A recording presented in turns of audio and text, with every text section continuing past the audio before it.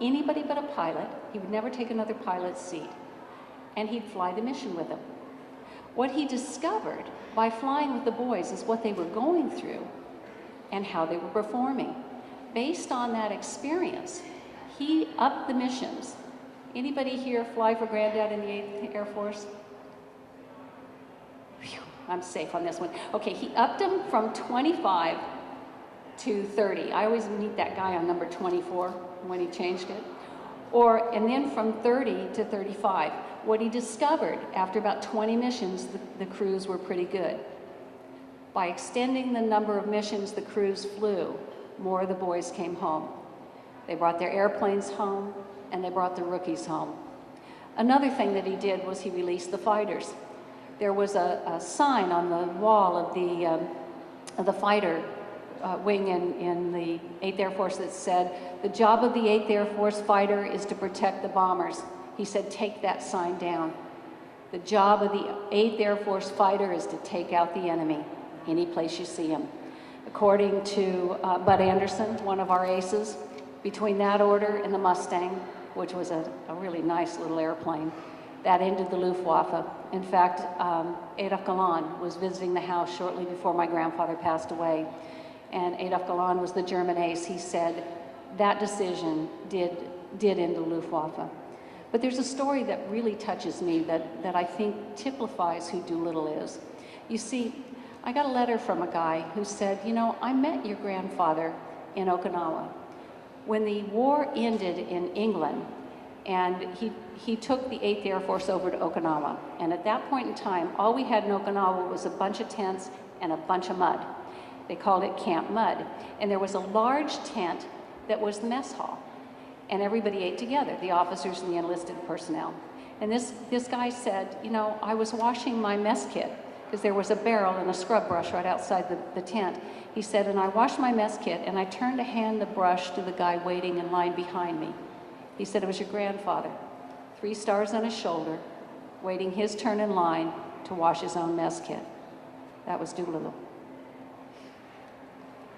Now, my grandmother, I'm going to spend a little time on her. You see, during those war years, my grandfather left shortly before the raid to train and didn't come back until after the peace surrender was signed in Japan. My uncle was an 9th Air Force fighter pilot stationed in England, and my father was at West Point. So my grandmother spent those years traveling, going from factory to factory to talk to the women who were still back home. She did blood drives, she did bond drives, she wrote a column for the women who were home, and she also did a radio program focusing on the women that were here. But something happened during that last year. All of my grandfather's letters were going to Pawling, New York, to the convalescent hospital.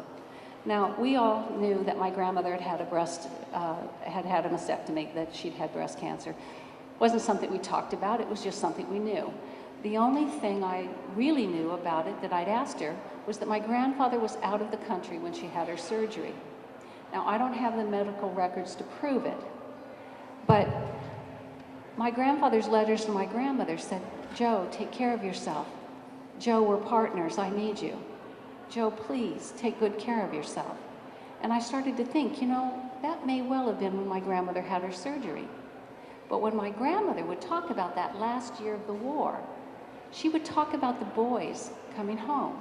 She'd talk about shell shock, and she'd talk about the adjustments they had to make as they were coming through Pawling. And I thought, how very like my grandmother to go through something that was very difficult, and yet she would focus on someone else. You see, my grandmother had this motto. She said, if I don't do something every day to give someone a lift, I don't have a purpose. It wasn't just words. It was something she lived by. My grandmother used to write notes to people. She called them her shut-ins, people who, for some reason, were ill or had lost someone, or something wasn't quite right in their life, and she would write them. Davy Jones, one of the raiders who we recently lost him, said that my grandmother wrote his wife, Anita, every day for 6 months, from the time she was diagnosed with breast cancer until the time she died. He said she never, ever missed a day. That was my grandmother. My grandfather was awarded his 4th star. He was also awarded the Medal of Freedom. He is the only person to have ever received both the Medal of Honor and the Medal of Freedom.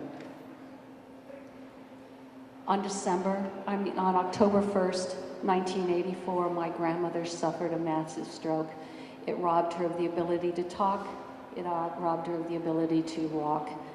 My grandfather, who spent most of his time on the road at this point in time, stopped traveling.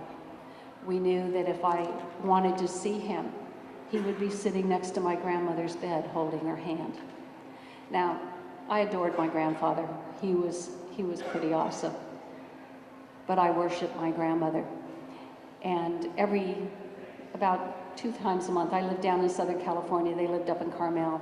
At least twice a month, I would drive up, usually with 2 little towheads in tow with me, little bitty girls, and I would go visit my grandmother. And my grandfather knew that I wanted to spend some time alone with her.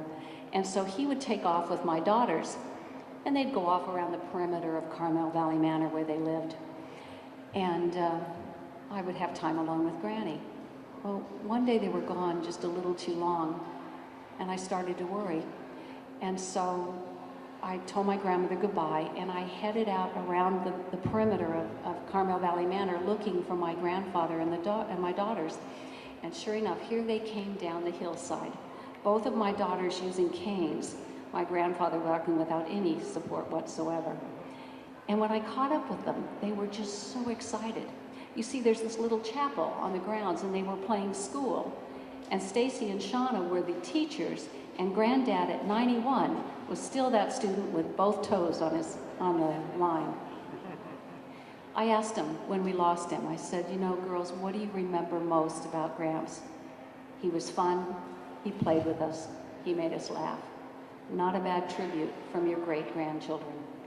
My grandmother passed away on December 24th, 1988, on their 71st wedding anniversary. My grandfather had a philosophy in life. He said that if we need to leave the earth a better place than we found it. We can do it by painting a picture, writing a poem, building a bridge, fighting injustice, combating prejudice, and in 1,000 other ways. But the purpose of our life is to leave this earth a better place than we found it. I look around this room. I look at people who have made this world a better place. The reason I tour, the reason I talk about my grandfather is because his story is no more important than every single story in this room. And if we don't find a way to record those stories, our history is going to be lost.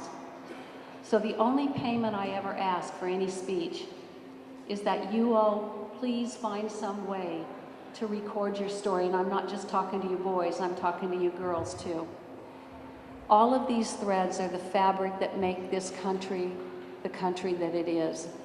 It doesn't matter if you write a letter to your grandchildren and tell them what you did, or if you record through the Veterans History Project. There's an amazing project that your grandchildren can download off the internet for you and tape it and send it in, or if you do it in book form. But all I ask is that you please find a way to keep history alive. Thank you.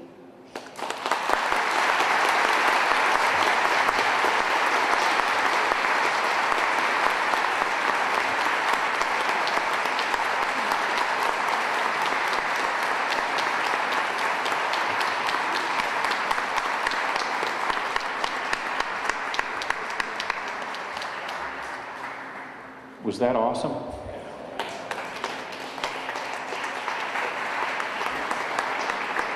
All right, so kids, stand up. Kids, stand up.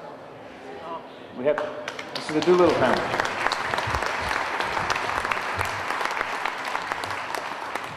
Okay, now we are going to ask you for some serious maturity. Jonna she'll be happy to sign her book.